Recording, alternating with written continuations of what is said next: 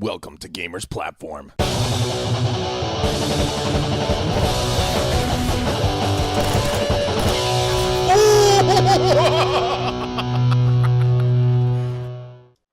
Hello ladies and gentlemen, I'm Adam Wolf from Gamers Platform, and in this video we're going to be going over the changes that came to Fortnite's Save the World portion of the game, the co-op portion, in update 3.1. This just came out 6 days ago. I know, late. Again. It just came out of nowhere, and I didn't see it. But don't worry. We're here now. We're going to go over the changes. As is always, I'm going to leave the link to the patch notes in the description below so that you can go check out the secondary bullet points in more detail to see exactly what changes were made to specific aspects of the game. So, to kick things off, we're going to start with gameplay. The Spring It On continues, adding a new quest line called Brave Beginnings. Let's see. So it's just another quest. It's a new quest, which is really cool. Again, I've got so much to do with this game. I have to really get back into the co-op because it's really awesome, and they're adding so much stuff to it. I have so much fun playing it. We have added new group missions to all theaters. Currently, the mission is Fight the Storm with encounters designed for 4 players.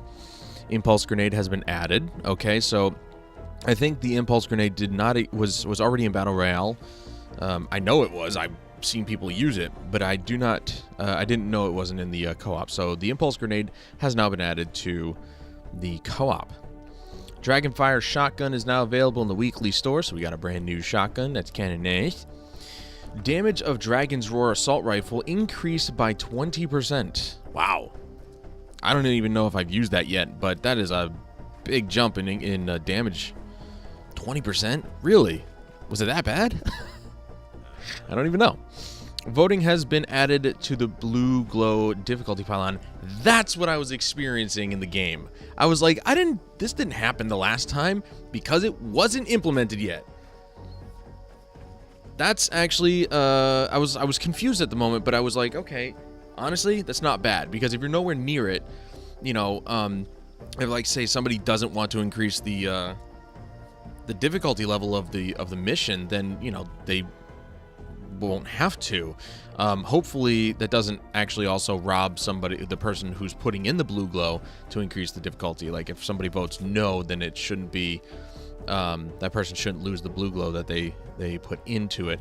But I do wonder if it's majority rules. So if, you know, 3 out of 4 people want a difficulty increase, does it still go through, or is it, you know, anybody who does not want it can just say no and it doesn't go through? I'm very curious about that.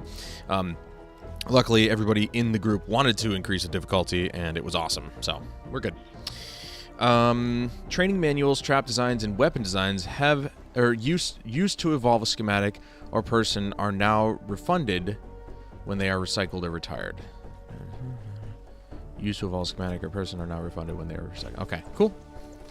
And changed crit damage versus afflicted targets weapon modifier from 30%, or 30, 45, and 60% to 45, 67.5, and 90%. Wow, that's a really big increase. Like, the first 2 levels, not so much. You know, you got about 15% increase on the first level. You got about 22.5% increase on the second level, but a 30% increase on the last level. That's a massive damage increase against afflicted targets. Bug fixes. Dragon rocket launcher no longer roll magazine size perks. Rocket and grenade launchers will no longer roll headshot perks. They are also now able to roll rare durability perks.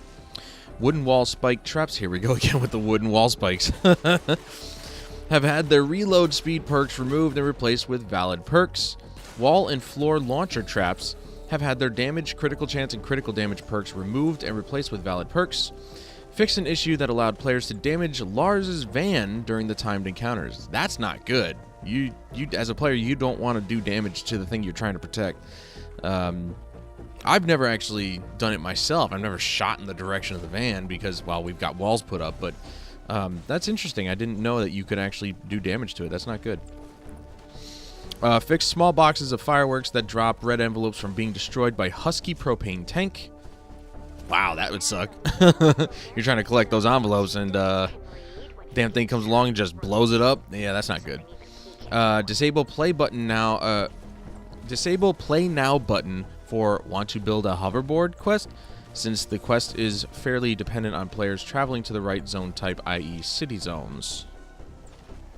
Disable play now button. Okay. We have temporarily disabled the difficulty pylon in Deliver the Bomb missions to address issues with blocking track placement. And players that play in maps much lower than their current level will have their party stats clamped.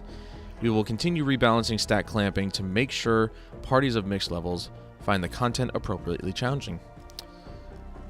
Yeah. Well, I mean, why would I... It's kind of... I mean, unless you're just farming resources and stuff, it's kind of pointless to go down to the lower difficulty levels because you don't get any XP for them. So there's really no reason to do that. But there you go. If you go to a lower level mission, your stats are clamped. Whatever that means. I guess, you know, they kind of took that from clamps from Futurama. You're about to get clamped. That was terrible. Sorry. Moving on to heroes. We got a couple of reworks. IFF Coding Perk and Soldier's Berserker subclass both got a rework. Again, you can check the patch notes for more in-depth details on what goes into those. Removed kill reset timer in Fragment Generation perk and changed tooltips to represent the change. Fragment Generation perk kill counter no longer resets after 15 seconds. Phase Shift now continues some of its momentum when used in the air. Going Commando's base damage has been increased from 13 to 25 damage. That's a good boost. That's a nice boost. I like that. Crescent Kick can now be used in the air, and renamed Raider Nomad to Raider Raptor. Why? Did they want to go with a reptile before? And they were just like, nah, it won't make sense for the game. Well, the game doesn't really make much sense anyway. Might as well go with Raider Raptor. Bug fixes for heroes. Dragon Days tactical perk now properly shows visual effects when triggered. Fixed an issue that allowed survivors to be carried with Constructor's Bull Rush ability. Wow, if I knew I could do that, that's such a troll move. Fixed pitch angle for Teddy's arm guns when aiming at enemies. Fixed an issue where the pickaxe would become unresponsive if players requeued actions mid-swing. Yeah. Wow, it took them that long to fix that? That's been a part of the game for a while now. Like, if I was swinging and I let my finger off the trigger to, I don't know, because I think maybe it takes one more hit and it turns out it doesn't take another, just one more, it takes a couple more. I've already stopped the action, but I've repressed the trigger almost immediately after and it just didn't work. So if that's what that fixed, good, because I was so sick of having to push it twice in order to actually, repeat the action or resume the action, as it were. Fix an issue that causes Soldier's shockwave damage to be delayed, and the Outlander's shock tower now correctly displays its lightning visual effects when attacking. Moving on to UI, yes, we're moving right along in this. I do apologize, but again, I'm just, reading out the patch notes to you guys and hopefully putting it in a very somewhat entertaining manner. For the UI changes, can cycle through survivor squads without backing out, can clear out all members in a survivor squad from a single action, and added key bindings to pop up context menus. Cool. Bug fixes. Dragon Days tactical perk no longer specifies ninja. Fix an issue that caused recycling node 2 and 3 in the skill tree to not display collection book upgrades under bonuses. Fixed issue where pinning the cruise control quest didn't show the ride the hoverboard objective on the HUD when not completed. And schematic recycling and evolution is now temporarily blocked while the item is in the crafting queue. All right. Yeah, I don't know.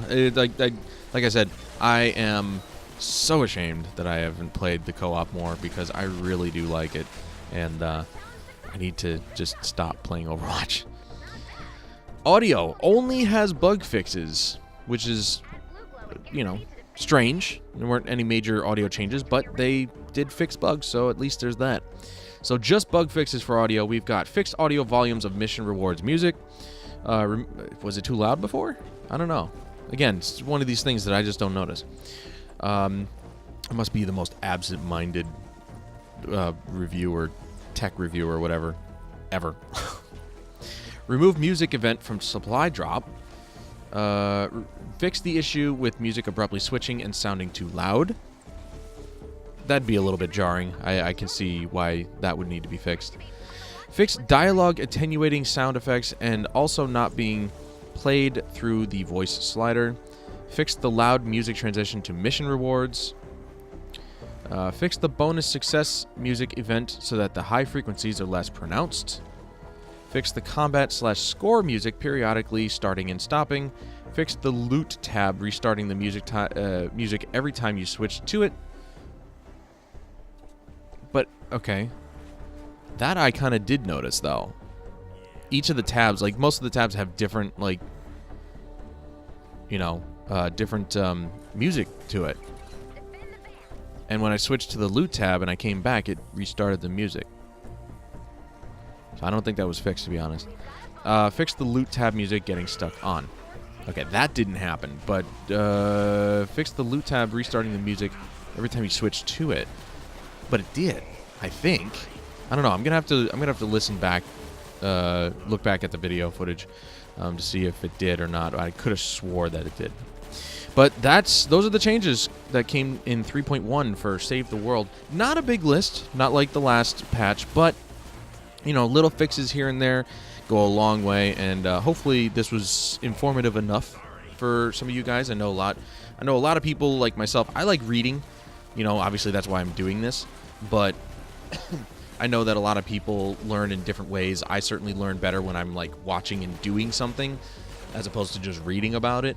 So that's, you know, that's why I do these, because I know a lot of people don't like to learn by reading. They like to learn by watching or listening or whatever, or doing. So I hope this was informative for some of you guys.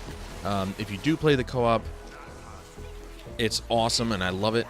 And I'm glad to see that, you know, a lot of people are still playing it. If you don't play the co-op, I highly recommend it.